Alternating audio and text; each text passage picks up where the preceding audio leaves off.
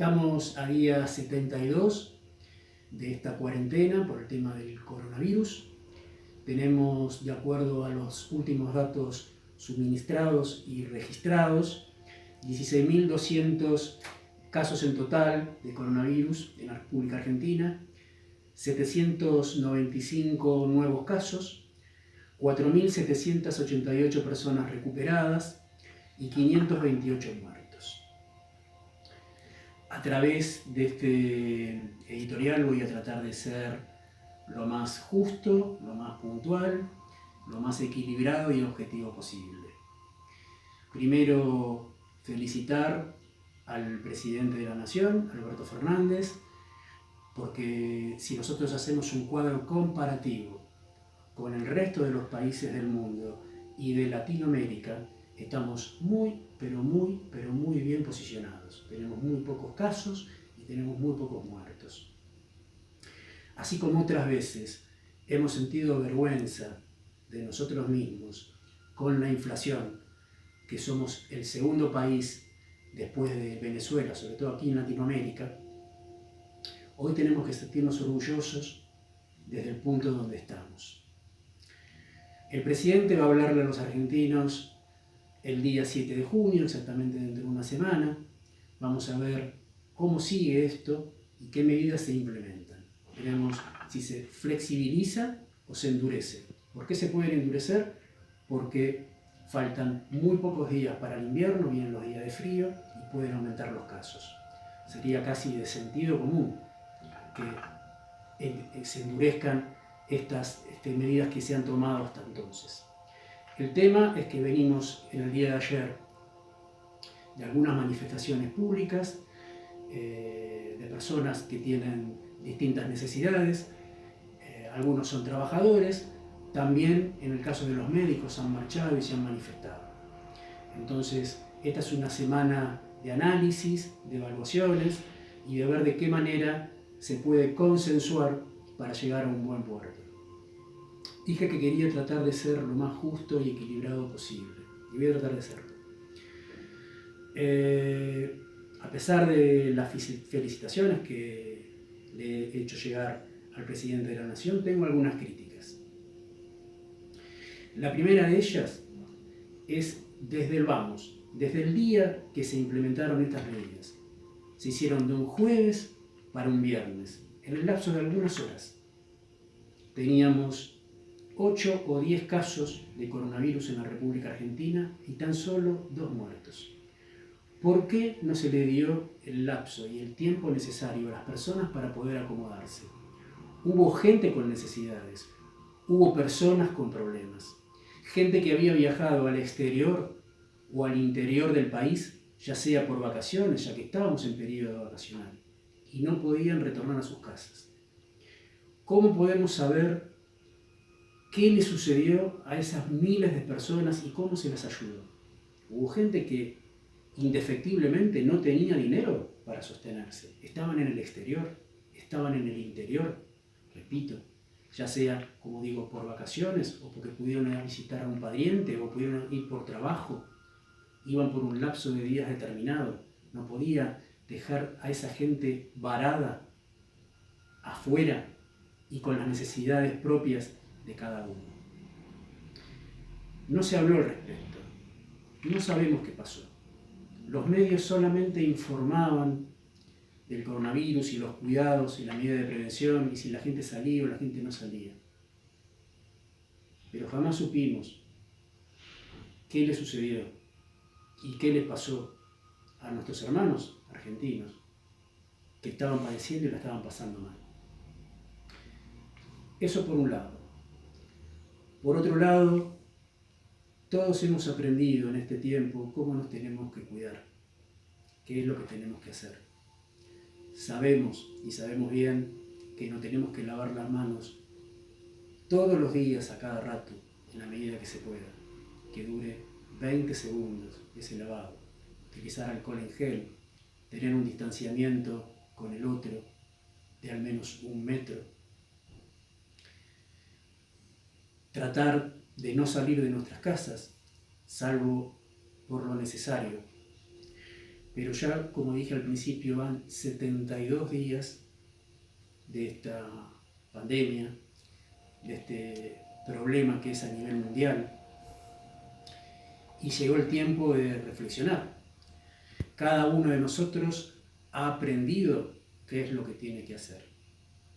Hay personas que tienen problemas y tienen problemas importantes de dinero, no pueden trabajar, no pueden llevar el sustento a sus casas. Hay gente que ha tenido el problema desde el primer momento y se han encontrado con la dificultad de que la gente no podía salir a la calle a asistirlos porque estábamos todos en cuarentena. No había ningún protocolo al respecto y en ese sentido.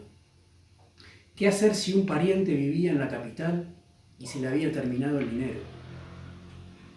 Y no podían trabajar y no podían tener el sustento.